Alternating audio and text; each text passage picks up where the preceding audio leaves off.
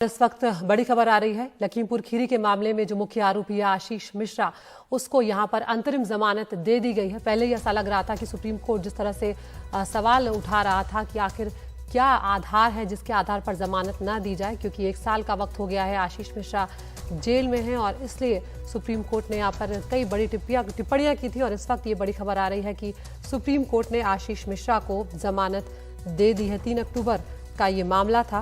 करीब 1 साल से आशीष मिश्रा यहाँ पर जेल में है। केंद्रीय गृह राज्य मंत्री का बेटा है आशीष मिश्रा। हाईकोर्ट ने यहाँ पर जमानत रद्द कर दी थी और उसके बाद हाईकोर्ट के फैसले के खिलाफ आशीष मिश्रा जो है उसने सुप्रीम कोर्ट का दरवाजा खटखटाया था। और अब आशीष मिश्रा के लिए एक बड़ी राहत की खबर यहाँ पर आई है कि उसे जमानत मिल चुकी है। 3 अक्टूबर 2021 का ये मामला है जिसमें लखीमपुर के तिकुनिया में एक जो उस वक्त के डिप्टी सीएम थे केशव प्रसाद मौर्य, उनके दौरे से ठीक पहले किसानों का प्रदर्शन चल रहा था। उस दौरान हिंसा हुई थी और पुलिस की जो एफआईआर है उसमें यही कहा गया था कि घटना में एसयूवी ने 4 किसानों को रौंद दिया था, जिसमें आशीष मिश्रा भी बैठा था। रुक कर रहे हैं हमारे सहयोगी सौरभ शुक्ला का। सौरभ, बड़ी राहत की खबर आई है यहाँ पर आशीष मिश्रा के लिए, आखिरकार जमानत उन्हें मिल गई है। राहत के बाद बहुत है ये आशीष मिश्रा के लिए, क्योंकि हम जानते हैं किस तरीके से पहले उनको जब बेल मिली थी वो बेल सुप्रीम कोर्ट ने कैंसिल कर दी थी और लगभग 1 साल से ज़्यादा वो जेल में है और इस वक्त वो बताएं तो लखीमपुर जेल में बंद हैं। और अब जो अभी तक जो पता चल पाया है, कोर्ट ने उन्हें अंतरिम जमानत दी है 8 हफ्ते की।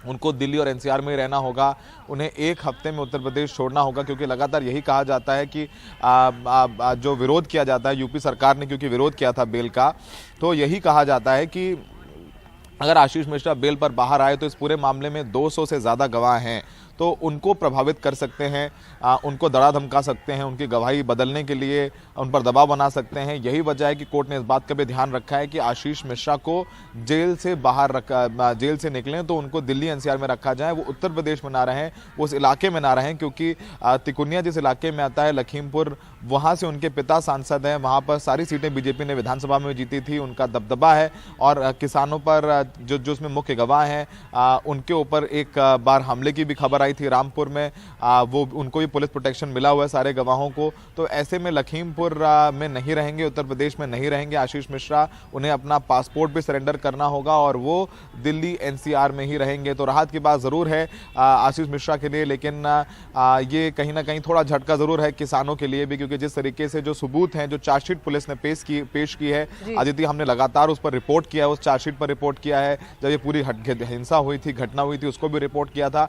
तो जो यूपी पुलिस का कहना है कि आशीष मिश्रा के पास उस वक्त हथियार भी था और उस हथियार से गोली भी चली है, उसकी फॉरेंसिक रिपोर्ट भी कोर्ट में दाखिल की गई है। आशीष मिश्रा के वीडियो फुटेज भी मिले हुए हैं इस पूरे केस में। तो बहुत मुश्किल था बेल मिलना, लेकिन सुप्रीम कोर्ट से बेल मिली है। तो आप बने रहिए सौरभ, ये भी अपने दर्शकों को बता दें जो आशीष भार्गव कोर्ट के भीतर से हमें जानकारी भेज रहे हैं कि जो दूसरे केस में बंद 4 किसान हैं उन्हें भी कोर्ट ने अंतरिम जमानत दे दी है। घटना के बाद जो पीट कर हत्या करने का आरोप जिन किसानों पर लगा था उन्हें भी अंतरिम जमानत मिल गई है। यहाँ पर स्वतः संज्ञान लेकर 8 हफ्ते की अंतरिम जमानत इन किसानों को भी मिल गई है। तो यहाँ पर जहाँ आशीष मिश्रा को 8 हफ्ते की अंतरिम जमानत मिली है, दिल्ली एनसीआर में उन्हें रहना होगा, यूपी को 1 हफ्ते में उन्हें छोड़ना होगा, अपना पासपोर्ट उन्हें सरेंडर करना होगा। लेकिन दूसरा इसी से के बाद ये जो एसयूवी से रौंदा गया था किसानों को, उसके बाद गुस्साए किसानों ने एसयूवी के ड्राइवर और जो कार्यकर्ता थे उनको निकालकर पीट कर उनकी हत्या कर दी थी। उन किसानों को भी अंतरिम जमानत यहां पर मिल गई है। और ये भी सुप्रीम कोर्ट ने साफ कर दिया है सौरभ कि अगर गवाहों को धमकाया गया तो जो बेल है वो कैंसिल हो जाएगी और ट्रायल कोर्ट अब जल्द सुनवाई पूरी करे इस मामले में। जी सौरभ। बिल्कुल, देखिए यही जो हमारी आपकी यही बात हो रही थी कि जो सुप्रीम कोर्ट में यूपी पुलिस ने विरोध किया था आशीष मिश्रा की बेल का, तो यही कहा था कि आशीष मिश्रा बेल पर बाहर आएंगे तो गवाहों को प्रभावित कर सकते हैं।